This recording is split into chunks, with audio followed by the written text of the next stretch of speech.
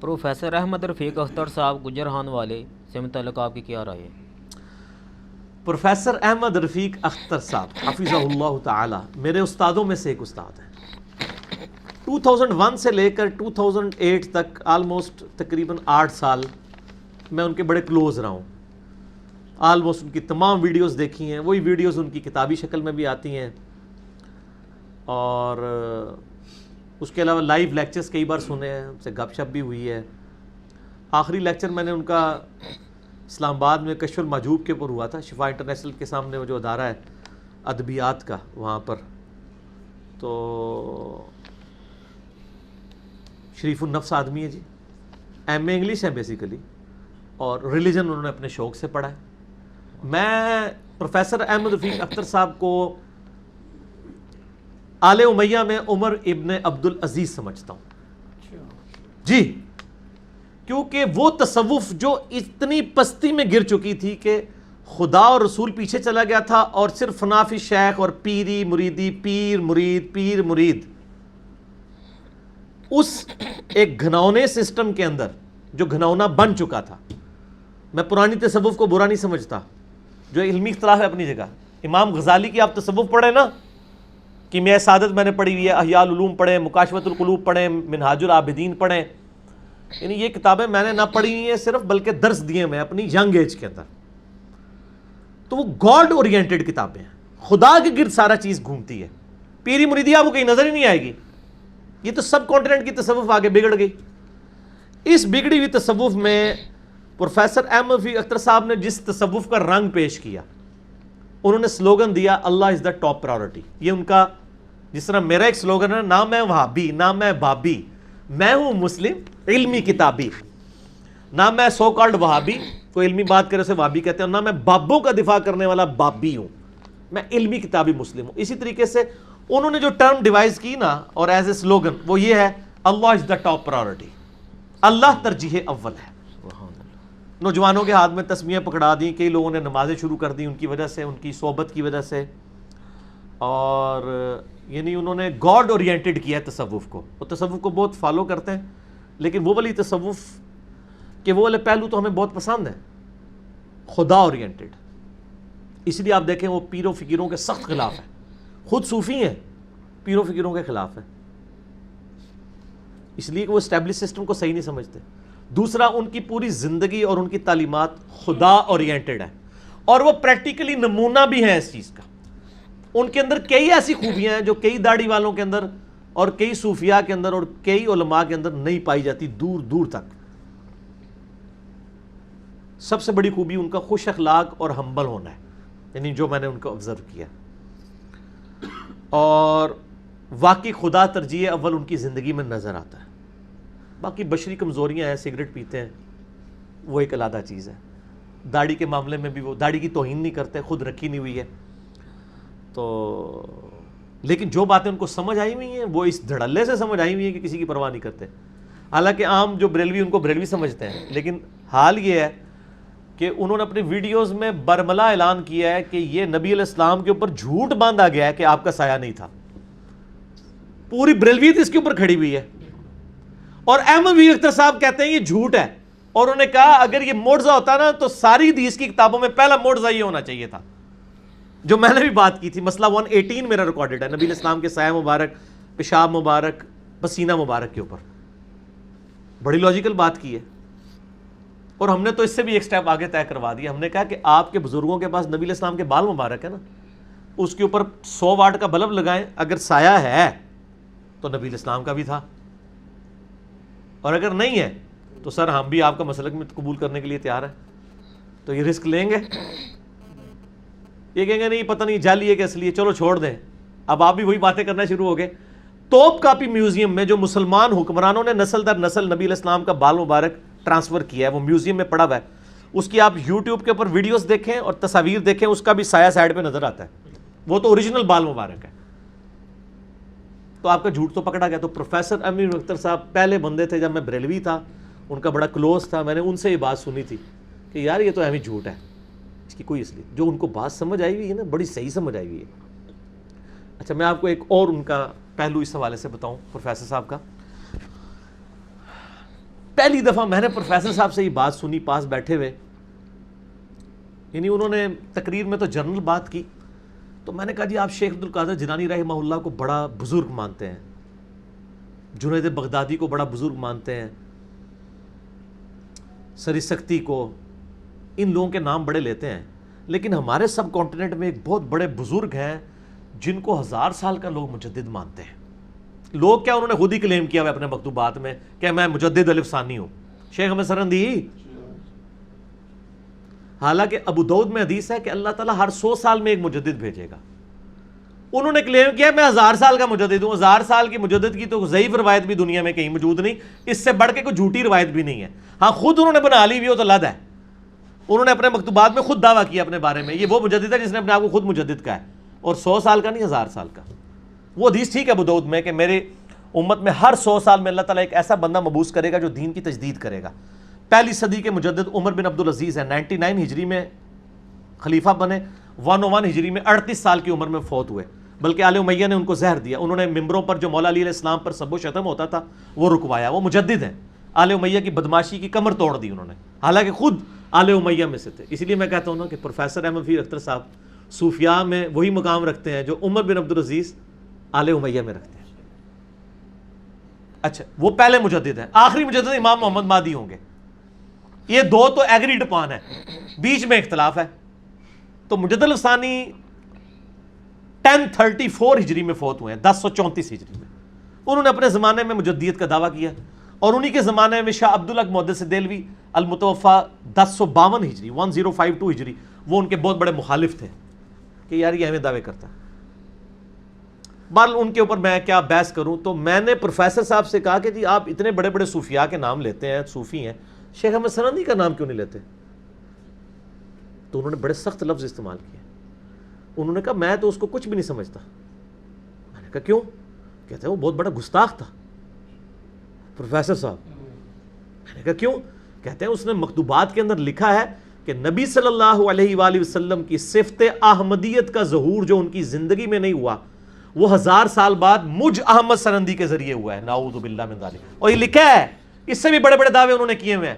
انہوں نے کہا مہدی کو بھی میری نسبت حاصل ہوگی، بہت بڑے بلانگ دعوے کیے انہوں نے کہا مجھے تم سینکڑوں حدیثیں پیش کر دو نا انگلی اٹھانے کے اوپر، میں رفع صحابہ کو نہیں مانوں گا، میں اپنے امام کا مقلد ہوں۔ اور اس کی وجہ سے 30 سے زیادہ علماء اس زمانے کے انہوں نے احمد سرہندی کی تکفیر کی تھی کہ اس نے نبی علیہ السلام کی سنت کا مذاق اڑایا۔ اور آج کے زمانے میں میرے استاد غلام سعود سعیدی رحمہ اللہ تعالی بریلوی محدث پاکستان لیول کے فوت ہو چکے ہیں، انہوں نے شرح صحیح مسلم کے اندر کم از کم 40 صفات کے اوپر شیخ احمد سرہندی کے اوپر رد کیا ہے، اور آج بھی کئی نقشبندی جو ان کے سلسلے کے ہیں وہ انگلی نہیں اٹھانے دیتے لوگوں کو، اور اس میں خود لکھا ہے انہوں نے سعیدی صاحب نے کہ ایک نمازی کو انہوں نے مسجد سے باہر پھینک دیا کہ اس نے نماز میں انگلی کیوں اٹھائی ہے، حالانکہ بخاری مسلم میں درجنوں حدیثیں انگلی اٹھانے کے اوپر، صحیح مسلم کے اندر تو پورا چیپٹر ڈیٹیل کے ساتھ، رفع سبابہ اسے کہتے ہیں، دائیں انگلی۔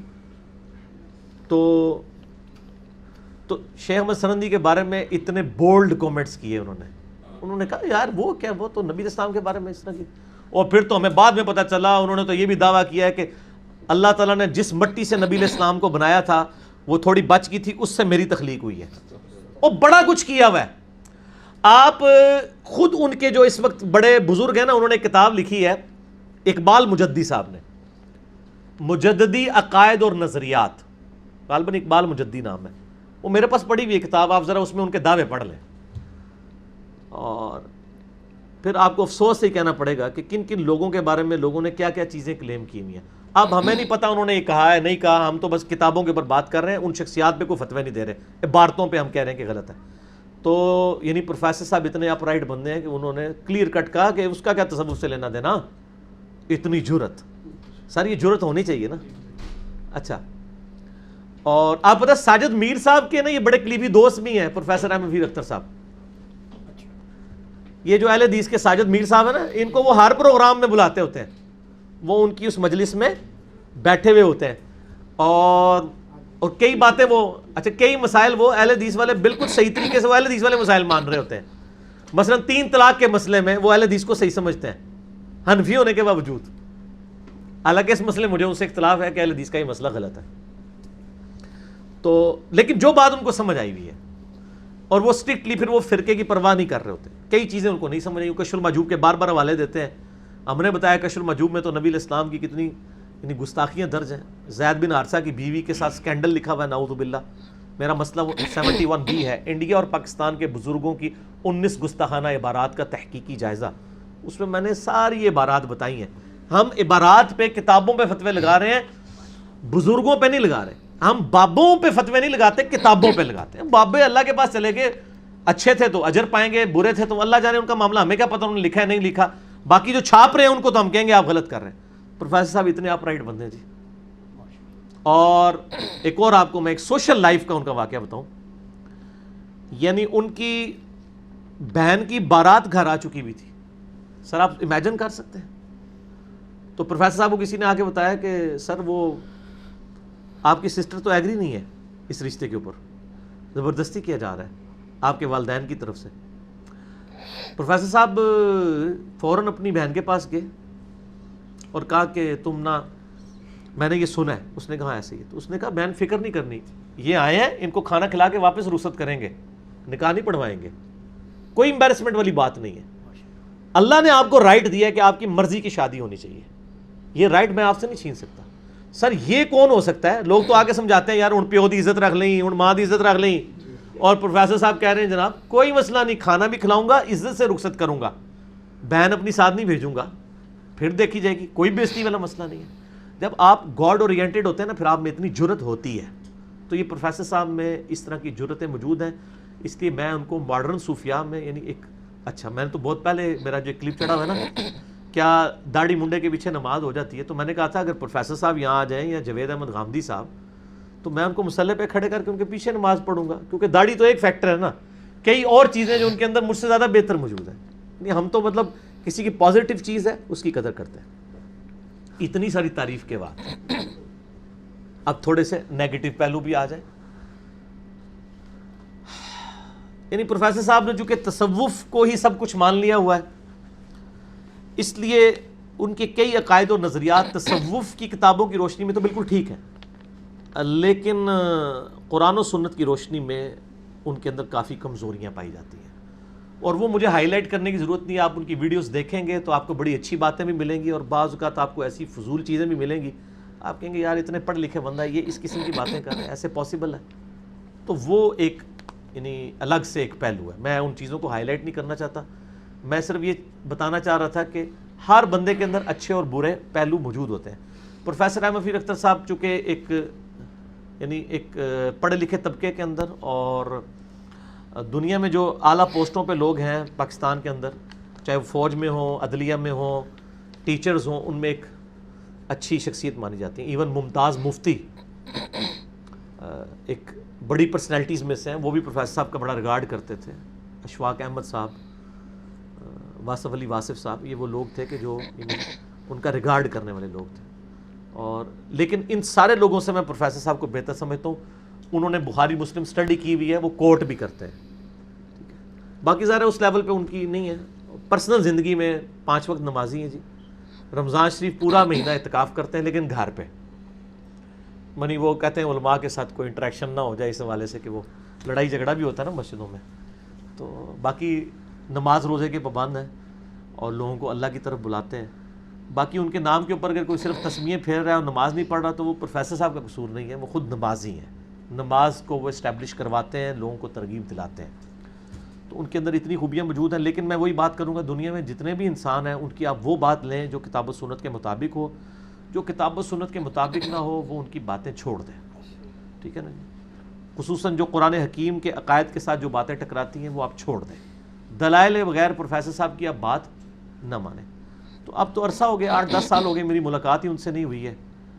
ظاہر ہے کہ وہ اب ایک خاص, میں بھی ایک دعوت کے حوالے سے ایک خاص ٹریک پہ چل رہا ہوں, تو اس دوران پھر بعض اوقات یعنی اس طرح کی چیزیں آ جاتی ہیں. بلکہ کبھی سامنے آ جائیں, ملاقات ہو جائے, تو میں تو دس بوسی بھی ان کی کرتا ہوں, ریورٹ ہونے کے بعد بھی. یعنی عزت تو دیتے ہیں ہم, لیکن میں لوگوں کو خبردار کروں گا کہ ان کے عقائد و نظریات کے اندر بہت فساد موجود ہے. وہ بد نیتی کے ساتھ نہیں ہے, نیت کا معاملہ اللہ کے سپرد, ظاہر لیک آف نالج کی وجہ سے. جب آپ تصوف کی کتابوں کی بنیاد کے اوپر یعنی دین کو سمجھیں گے اور قرآن و سنت کو آپ سیکنڈ پرائرٹی پہ رکھیں گے اور آپ کہیں گے قرآن و سنت میں سے وہی باتیں میں مانوں گا جو صوفیاء نے لکھی ہیں، پھر تو نقصان ہوگا۔ کشف المحجوب کو وہ کوٹ کرتے ہیں، وہ کہتے ہیں علی بن عثمان حجویری صاحب میرے مرشد ہیں، تو سر کشف المحجوب میں تو اتنے بڑے بڑے کفریات درج ہیں، علی حجویری صاحب کی طرف منسوب نہیں میں کر رہا، کتابیں چھاپنے والوں کی طرف، ان کو بھی وہ ہائی لائٹ کریں نا۔ مثلا کشف المحجوب کے اندر نبی صلی اللہ علیہ وسلم صحب اور سکر کے چیپٹر میں نبی علیہ السلام کے اوپر تہمت باندھی گئی کہ زید ابن حارثہ کی بیوی پہ ان کی نگاہ نعوذ باللہ پڑ گئی اور زید کی دل میں ان کی نفرت ڈال دی گئی، حضور نے خود شادی کر لی سیدہ زینب کے ساتھ۔ یہ جھوٹا واقعات یہ اس میں لکھا ہوا ہے۔ اسی طریقے سے سبحانی معظم و شانی، یعنی بازید بستامی کہتے تھے میں بہت پاک ہوں، میری شان بہت بلند ہے، اور اس میں کشف المحجوب میں لکھا ہے یہ اللہ ان کے منہ سے بول رہا تھا، حالانکہ یہ ہمارا عقیدہ نبی علیہ السلام کے بارے میں بھی نہیں ہے کہ اللہ منہ سے بولتا ہے۔ ہم کہتے ہیں نبی علیہ السلام پر وحی ہوتی ہے، ایون جو نبی علیہ السلام حدیث بھی بیان کرتے ہیں، حدیث قدسی کہا جاتا ہے اللہ کا کلام ہے، بولنے والی زبان وہ ہے، اللہ کی زبان نہیں ہم کہتے، وما ينطق عن الهوى ان هو الا وحی یوحى، لیکن اس میں لکھا ہوا ہے۔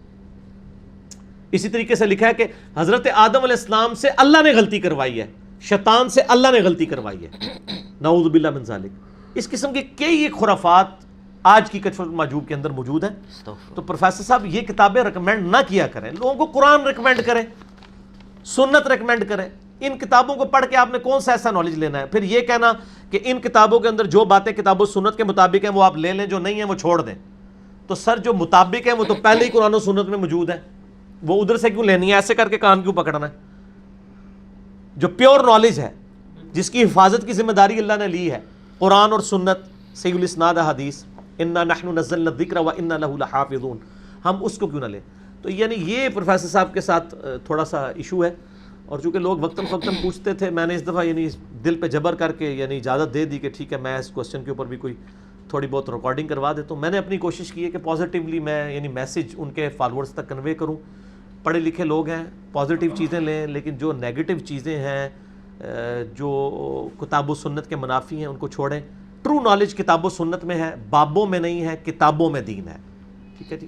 اور ان بابوں میں آپ بے شک مجھے بھی شامل کر لیں کہ میں بھی جو بات کر رہا ہوں میرے کہنے میں دین نہیں، میں ہر چیز ریفرنس کے ساتھ بیان کرتا ہوں۔ آپ خود بھی دیکھیں، جو بات کتاب و سنت کے مطابق ہے ان کی لے لیں، جو کتاب و سنت کے مطابق نہیں ہے وہ چھوڑ دیں۔ بس میں اتنا ہی عرض کر سکتا تھا اس حوالے سے، ٹھیک ہو گیا جی۔ میرا ایک سوال ہے علی بھائی جی، یہ جو المشہور مجدد الف ثانی ہیں، یہ آپ نے جیسے عرض کیا کہ وہ رفع صحابہ کے مسئلے میں امام کا کچھ کول نہیں تھے چھوڑتے، صحیح حدیث بھی مل جاتی تھی، تو ویسے امام کے پیچھے فاتحہ میں اور بلند آواز آمین میں وہ امام کا غالباً کول چھوڑ چکے تھے اس مسئلے میں۔ آمین میں نہیں چھوڑا تھا، فاتحہ خلف الامام میں وہ چھوڑ چکے تھے۔ آپ نے اب آمین کے بارے میں بھی ایک وہ میں نے حنفی مسجد میں ایک ایسا واقعہ ہوا ہے۔ چلیں ٹھیک ہے، میں آپ کو صرف جو بات میں نے پڑھی ہے میں اسی کی صرف دلیل دے سکتا ہوں، جو میں نے نہیں پڑھی میں حنفی مسجد میں تو اکثر سٹوریاں بھی سنائی جاتی ہیں، اس لیے ہم اس کو آن نہیں کرتے، پہلے ہمارے گلے فٹ ہو جاتی ہیں۔ جو میں نے خود پڑھا نا ان کے مکتوبات میں وہ یہ ہے، اور وہ بھی انتہائی مزہ کا خیز بات ہے، کہ شیخ احمد سرندی المشہور مجدد الف ثانی کہتے ہیں کہ میں نے جب سے یہ حدیث پڑھی بخاری مسلم کی، لا صلاۃ لمن لم یقرأ بفاتحۃ الکتاب، اس کی نماز ہی نہیں ہوتی جو سورہ فاتحہ نماز میں نہ پڑھے، تو کہتے ہیں میری پوری کوشش ہوتی ہے کہ میں خود امامت کروں، کہ میں تو خود فاتحہ پڑھ رہا ہوں نا، تو میری اپنی ہو جائے تو پچھلوں کی نہ ہو۔ تو سننے کا خصوصاً وہ سری نماز کی جو رکھتے ہیں، 17 رکھتے ہیں نا فرض کی، اس میں سے 11 جو ہے وہ سرن ہے، ٹھیک ہے جی۔ زور کی آخری 2 رکھتے ہیں، بلکہ زور کی تو ساری 4 کی 4 رکھتے ہیں، سرن ہے۔ عصر کی 4 ہیں، مغرب کی آخری 1 رکعت، عشاء کی آخری 2 رکھتے ہیں۔ چلے جہری میں اختلاف ہے، سرن میں خاموشی سے کھڑے رہے امام کے پیچھے، وہ خود بھی ڈرتے تھے اور کہتے تھے میں، اور انہوں نے یہ بھی کہا ہے کہ میں اپنی تہجد کی نماز رفع الیدین سے پڑھتا ہوں، خود سب کچھ کرتے رہتے ہیں اور خود پوری وہ حنفیت کی ترویج دلاتے رہتے ہیں۔ تو یہ کیا کھلا تضاد نہیں ہے؟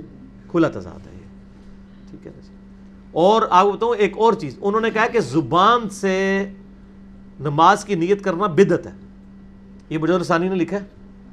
تو حنفی تو سارے زبان سے ہی کرتے ہیں، ان کو بھی جو بات سمجھ آئی ہوئی تھی وہ صحیح آ گئی ہوئی تھی، ٹھیک ہو گیا نا۔ تو جو نہیں آتی تو وہ تو نہیں آتی نا، پھر آپ کو پتہ ہے وہ تو پھر خاص توفیق الہی ہے کسی کو بات سمجھ آئے۔ پھر ایک امین رہ گئی، وہ بھی حسن ظن رکھتے ہیں، وہ بھی چلے آپ رکھیں حسن ظن، اصل تو مسئلہ عقیدے کا نا، عقیدے کا مسئلہ ہے، سب سے بڑی بات ہے۔ بزرگ بابوں سے قبروں سے مانگنا اصل مسئلہ ایاک نعبد و ایاک نستعین کا ہے. یہ سارے مسئلے چھوٹے ہیں. ٹھیک ہوگا جی, آگے چلیں. کیا محمد بن عبد الوہاب صاحب کے سارے عقائد قرآن و سنت کے عین مطابق تھے؟ اور ان کی کتاب التوحید سے متعلق آپ کی کیا رائے ہے؟ کتاب التوحید بہت اچھی کتاب ہے, اور یہ جو احمد صاحب بریلوی صاحب نے ایک الزام لگایا ہے نا کہ یہ تقویۃ الایمان اس کتاب کا ترجمہ ہے, یہ بالکل جھوٹا الزام ہے. میں آج بھی بریلویوں کو کہتا ہوں کہ ایک طرف تقویۃ الایمان رکھیں, وہ گستاخانہ کتاب ہے. اچھی چیزیں بھی ہیں, گستاخانہ بھی ہیں. اچھی چیزیں یہ ہیں جو میں نے اپلوڈ کی ہیں کہ انہوں نے یزید کو جدھر بھی لکھا ہے یزید پلید لکھا ہے, اور امام حسین کو علیہ السلام لکھا ہے. ٹھیک ہے نا. اب میں اہل حدیثوں سے کہوں گا کہ ہاں جی آپ اپنے ابا جی کی بات مانو نا. ٹھیک ہے. اور انہوں نے یہاں تک لکھا ہے کہ نبی علیہ السلام جو ابن عباس کو خواب میں آئے ہیں نا, مسند احمد میں حدیث ہے, تو حضور کا دل غمگین ہے حسین کی وجہ سے جنت میں بھی. یہ اچھی بات ہے. اور باقی یہ جس قسم کی وہ گستاخانہ باتیں ہیں, مثلا 71B میں نے بتا دی ہیں. تو یہ کتاب التوحید جو کتاب ہے وہ تقویۃ الایمان کا ترجمہ نہیں ہے, جھوٹ نہ بولیں. دو الگ کتابیں. اعلیٰ حضرت نے شعر کہا وہ شہید لیلہ نجد تھا. لیلہ نجد کا انہوں نے محمد بن عبد الوہاب کو, اور اسماعیل دہلوی کو کہا وہ شہید ہوا ہے لیلہ نجد کی محبت میں. اس قسم کے شعر و شاعری میں تو آپ پتہ نا کہاں تک بات چلی جاتی.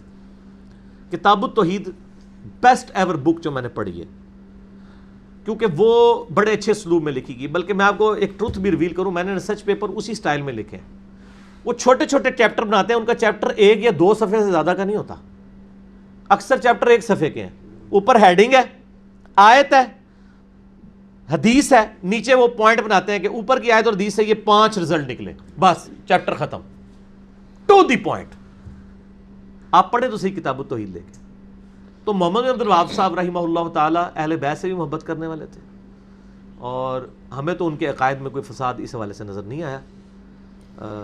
اگر کوئی آپ کے سامنے ہے تو ہمارے سامنے لے کے ہیں. یہ جھوٹ بولتے ہیں کہ وہ یہ کہتا تھا کہ جی میں جو ہے وہ روزہ شریف کو گرا دوں گا. استغفر اللہ تو بولے, یعنی آپ جھوٹ بولتے ہیں. ہاں یہ معاملہ کہ قبروں پہ جو مزار ہیں ان کو ہٹانا چاہیے, وہ تو نبی علیہ السلام نے فرمایا ہوا ہے. روزہ رسول کے گرانے کی بات نہیں انہوں نے کی ہے. گنبد خضرا کی بات کی ہے کہ حجرہ عائشہ شروع سے چل رہا تھا, اس کے اوپر لکڑی کا گنبد ایک فاطمی بادشاہ نے حضور کی وفات کے 650 سال بعد رکھا. یہ خود اعلیٰ حضرت نے لکھا ہے فتاوی رضویہ میں 668 ہجری میں.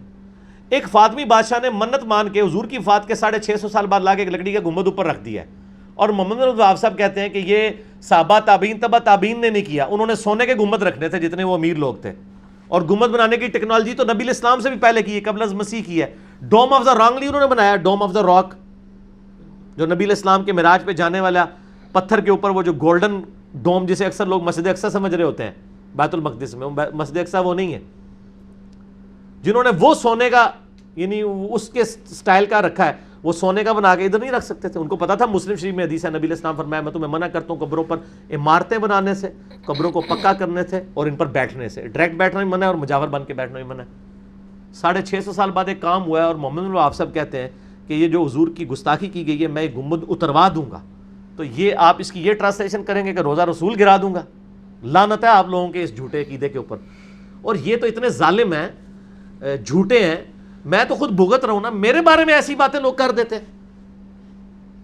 یعنی میں 31 سال تک بریلوی رہا ہوں, جیسے ہی میں نے کتاب و سنت کا منہج اختیار کیا ہے تو بریلوی علماء کے تقریریں کر رہے ہیں یہ قادیانی ہے, کہتے ہیں اس کے نام میں مرزا آتا ہے. تو سر جب 31 سال تک جب میں بریلوی تھا, میرے نام میں مرزا تھا, میرے ابو جی کے نام میں مرزا تھا, اس وقت آپ کو نہیں نظر آیا کہ میں قادیانی ہوں؟ ہاں اس لیے کہ میں سبز پگڑی باندھتا تھا. اب آپ کے مسلک کو چھوڑا تو آپ نے میرے پہ قادیانیت کا فتویٰ لگا دیا. تو یہ تو بڑے بے شرم لوگ ہوتے ہیں. یہ لوگ تو کوئی بھی گالی کسی کو بھی دے سکتے ہیں. سر جس ملک میں آرمی چیف کو قادیانی ہونے کی گالی دے دی جائے اور اس بیچارے کو اپنے باپ کی قبر پہ لگی ہوئی تختی کی فوٹو فیس بک پہ چڑھانی پڑ جائے ڈر کے مارے کہ میری جان چھوڑ دیں, کہیں میرے اوپر ہی نہ آ کے کوئی بندہ چڑھ جائے, وہاں پہ میری اور آپ کی کیا اوقات ہے؟ یہ جب آپ کو قادیانی کہہ رہے ہوتے ہیں نا, بیسیکلی اپنی پبلک کو یہ کہہ رہے ہوتے ہیں مار دو انہوں. یہ انڈائریکٹلی یہ کہہ رہے ہوتے ہیں, کتنا بڑا ظلم کر رہے ہوتے ہیں, یہ جھوٹ بول رہے ہوتے ہیں. تو لوگ سر کہا نہیں کھاندے, لوگوں کو پتہ ہے آپ جھوٹ بول رہے ہیں. اور چلیں بریلویوں نے میرے ساتھ کیا, دیوبندیوں نے چوتھے ملے کیا, یہاں انہوں نے سینکڑوں پمفلٹ بانٹے, ایک طرف غلام احمد قادیانی کی تصویر, ایک طرف میری لگا کے. کہ یہ قادیانی ہے؟ میں پھر ایک ہی جملہ بولتا ہوں سر، قادیانیوں کی جائز اولاد وہ لوگ ہیں جن کے بزرگوں نے اپنے ناموں کے کلمے پڑھوائے ہیں، بس۔ اب ہماری اکیڈمی کی پالیسی ذرا اسٹرکٹ ہے، میں اسی پہ جملہ، ورنہ میں پہلے جس طرح بولتا سا نا لا کے ہاتھ پڑھا دینا ہوتا سا، میں ہوں اس تے اکتفا کرنا، ٹھیک ہے نا۔ اسی اپنے نام دا کلمہ نہیں کدے پڑھایا، ہوں کنے پڑھائے نے، وہ میرا پرانا جہا لیکچر ہے 2012-13 دا، مسئلہ 71B، انڈیا اور پاکستان کے بزرگوں کی 19 گستاخانہ عبارات کا تحقیقی جائزہ، ٹھیک ہو گیا۔ اللہ تعالیٰ سے دعا ہے جو حق بات میں نے کہی اللہ تعالیٰ ہمارے دلوں میں راسخ فرمائے، اگر جذبات میں میرے منہ سے کوئی غلط بات نکل گئی اللہ تعالیٰ ہمارے دلوں سے معاف کر دے، ہمیں کتاب و سنت کی تعلیمات پر عمل کر کے دوسرے بھائیوں تک پہنچانے کی توفیق عطا فرمائے۔ سبحانک اللہم و بحمدک، اشہد ان لا الہ الا انت، استغفرک و اتوب الیک، وما علینا الا البلاغ المبین۔ جزاکم اللہ خیرا۔